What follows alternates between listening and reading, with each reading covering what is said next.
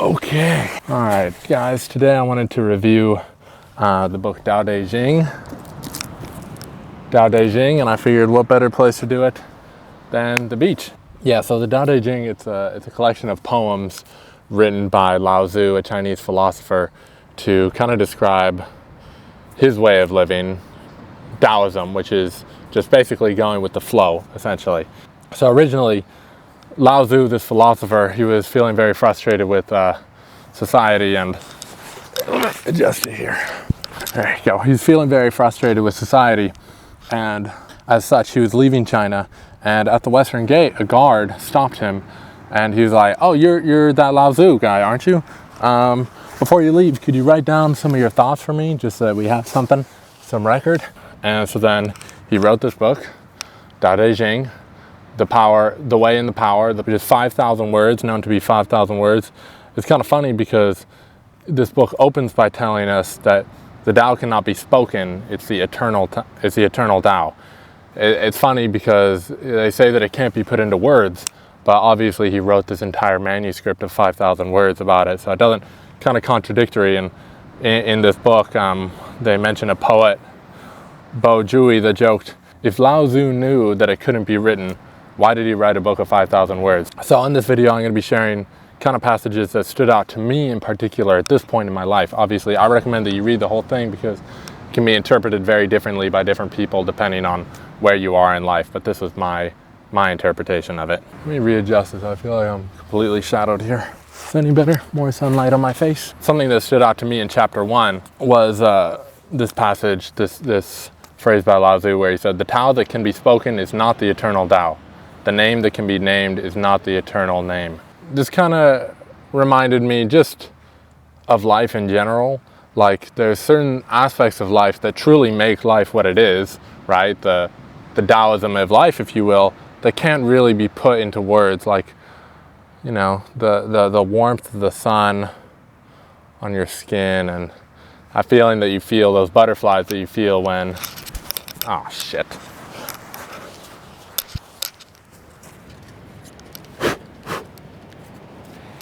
Still recording? Okay. Now we're on the fucking phone. So, you know, these things happen. Your camera battery dies because you neglect to bring a spare battery, and your camera falls over because you didn't plant it in the beach properly, and you lose all your footage. But I think this really encapsulates Taoism and just the Tao in general, which is kind of just like, life will just throw these things at you, and you kind of just got to go with it. So just like that, I'm just going with it. This is my way through the Taoism. I'm just going with it and making the rest of this video here. So I kind of wanted to just focus on some other passages that really stuck out to me, and some broader concepts. One of the big concepts is Wu Wei, which is the art of non-striving. Magister Liao says, "The Taoist heart and mind is a bright mirror. It reflects but does not absorb. It is still water, calm without a ripple." The idea of non-striving or Wu Wei, it really resonates deeply with me. I feel like I tend to overthink and try to control all the things in my life, but as you can see, like, some things are just out of your control or just happen the way that you don't want them to, and you kind of just gotta roll with the punches. You just gotta reflect what's given to you and keep going. You can't push too hard. You just have to go with it. Speaking of going with it, another central theme here in this book is water being kind of the ultimate teacher. The River Master in chapter 8 on the nature of water, he says, "Water flows quietly to the low places that others disdain. It adapts, obeys, and benefits all. None can find fault with water." Again, this is kind of just teaching us to flow in the direction that we're given. I feel like this is kind of the approach that I just take to life in general. As I've moved around and as I continue to move around, I kind of just, you know, if there's an opportunity for me, I'll go there, right? And I'll go in the direction of the opportunity. And if I find some blocker that's not worth it, I'll, you know, shift away from that and go to the next opportunity, kind of going as water would, kind of just going in the direction that it naturally flows. They talk about flawed perfection. Lao Tzu says, "Great perfection seems flawed, but its practice never fades. And the River Master says, the Taoist seems flawed, but attains the perfection of the moment and is never exhausted. What I took this to mean is kind of how you'll never reach perfection, right? I mean, there is what really is perfection. I don't think a human can ever reach perfection in something, but it's in that constant striving, that constant battle to get to perfection that is perfection. I think the perfection is striving for the perfection. You'll never reach it, but if you keep trying to do better and you keep trying to better yourself, I think that's where you find perfection in. I kind of apply this to my life by, I'm trying to always better myself. I'm always trying to, eat better, learn new things, start new projects, kind of just always upgrading, and not in the like make more money type of way. There have been times where I've chosen to take a cut in my pay because I feel like it's bettered me as a person and just kind of steered me more in the direction of where I thought my life should go, and that's worked out for me in a lot of ways. I remember something that really stuck out to me too in this book was about the way that time flows and embracing time's flow. I remember one time I was taking a picture of someone and she saw it and she said, "Oh man, my wrinkles, they make me look so bad." And I'm like, no, those wrinkles are what make you look so beautiful. Those wrinkles are what drew me to take this picture of you in the first place. I think there's this Western beauty standard of looking young forever, which is just weird. I think there's beauty in aging, and I think, the wrinkles that we form and the scars that we get show the life that we've had. I don't think you should just erase the life that you've had. I feel like that's disrespectful to time and to your own life, really. You may notice here, like, you see these here? Like, these aren't wrinkles yet, but I know they're gonna be wrinkles, so you can already kind of see it right here. You can see some wrinkles here. And I love those. I love those wrinkles because they're smile lines. So when I'm older, and I've got like wrinkles and stuff, and they're gonna be smile wrinkles, and people are gonna be like, wow, he smiled a lot. And I think that's awesome, and I think that's beautiful. And if you have sad eye wrinkles or frowny face wrinkles, I think that's beautiful too. It just shows where you've come from. Another part that really stood out to me, there's this Wang Ji poem. Sorry if I'm butchering all these names, man. I'm not Chinese. I could have done better research by learning how to say these names, but here we are. Wang Ji's poem says, "When I can live peacefully, why should I step into the dust and bustle of the world?" I feel like I have this conflict when I read this. I'm like, man, like, life is good here. It's beautiful. The skies are blue. I can hear the birds. There are trees. There's grass and stuff. Like, why would I leave? I've got it made here. I feel blessed that I can afford to live in such a nice place.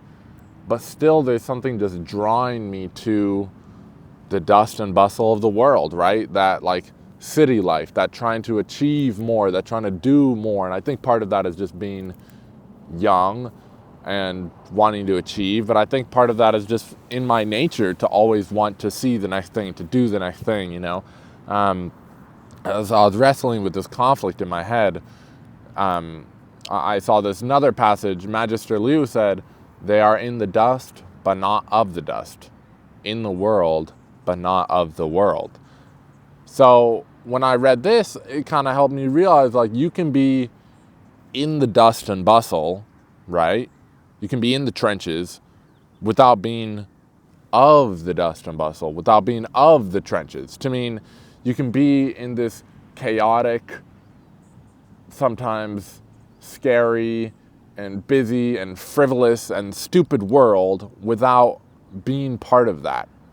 You can go to, let's just take New York. Let's just use where I am right now. Laguna Beach, the peaceful life, not the dust and bustle. New York, the dust and bustle.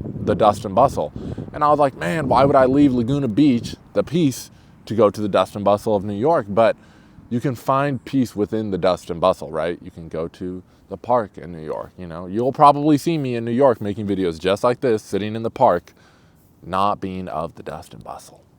You can carry that simplicity and cultivate that simplicity within yourself and bring it wherever you go. And I think that's the key to living the Tao, is no matter where you go, no matter what you're doing or what's going on in your life, you've got that simple peace within yourself. In chapter 30 and 31, these chapters are lent on very heavily by The Art of War, by, I think it's Sun Tzu. And in chapter 30 and 31, they say, he who uses force will soon find it returned.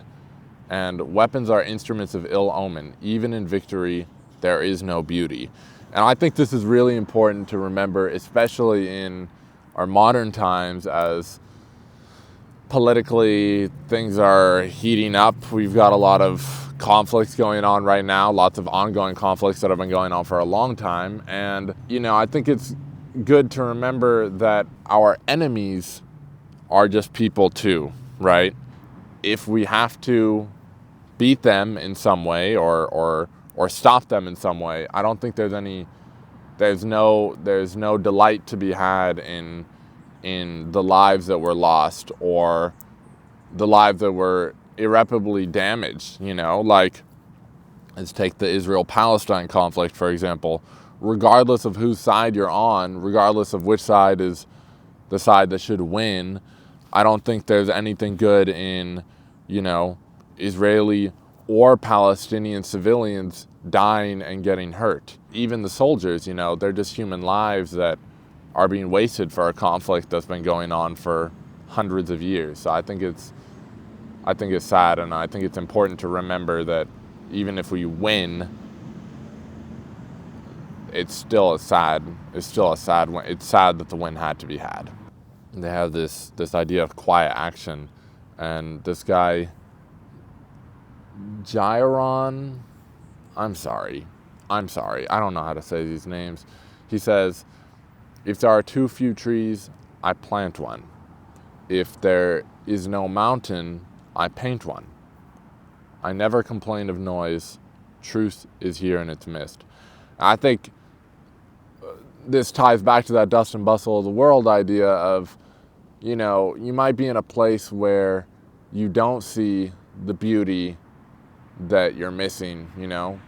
You're missing the blue skies, and you're missing your walks at the park or whatever. And it's important to just, instead of complaining about what you don't have and being like, oh man, I really wish it was like this here, you can just create that there. Create that in your new space. You can always find a way to create what it is that you're needing or what people are needing in the space where it's lacking.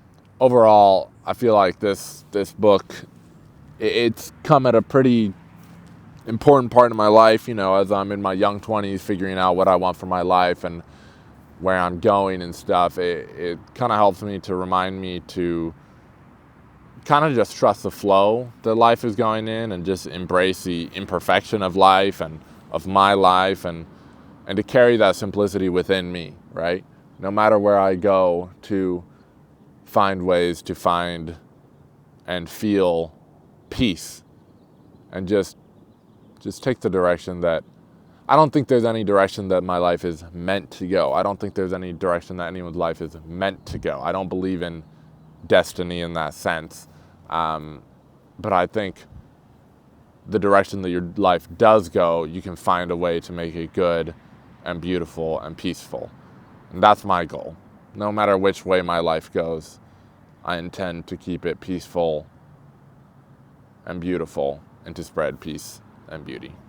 So I'm gonna end it right there. Highly recommend you guys read the book. I'm gonna buy, I had it from the library, I'm gonna buy a copy of it, and this one's gonna go on my permanent bookshelf for sure. This is one that everyone should read. So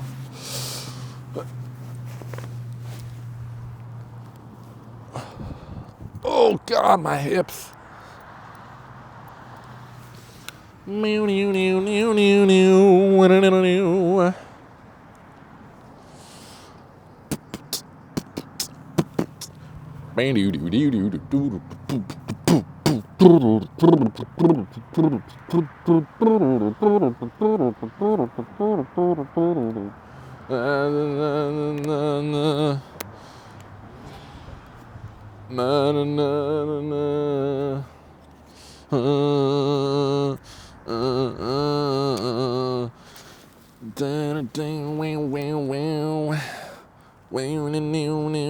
Oh, still recording.